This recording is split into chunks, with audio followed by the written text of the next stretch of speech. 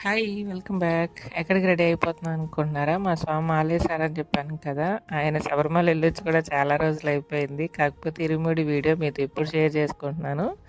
ఇరుముడికి temple దగ్గరికి వెళ్ళడానికే నేను ready అవుతున్నాననమాట. మధ్యాహ్నం నుంచి అంటే వాళ్ళు ఒక 25 మెంబర్స్ దాకా స్వాములున్నారు.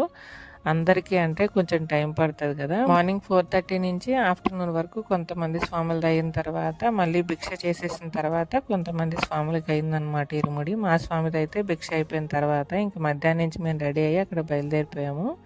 ఫస్ట్ అయితే పిల్లల్ని రెడీ చేసేసాను. తర్వాత మేము కూడా రెడీ అయ్యి స్టార్ట్ అయిపోయాం అక్కడికి టెంపుల్‌లో అనమాట.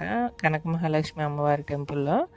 మాధవధార ఈ టెంపుల్ అందరికీ తెలిసే ఉంటుంది చాలా మంది. ఈ టెంపుల్ అయితే చాలా బాగుంటుందన్నమాట. పెద్దగా ప్రశాంతంగా ఉంటుంది. ఇరుముడి అయిపోయిన తర్వాత స్వాములందరూ నైట్ ఈ టెంపుల్లోనే స్టే చేసి నెక్స్ట్ డే మార్నింగ్ వెళ్ళారు. అంటే నెక్స్ట్ డే మార్నింగ్ అనమాట వాళ్ళకి ట్రైను.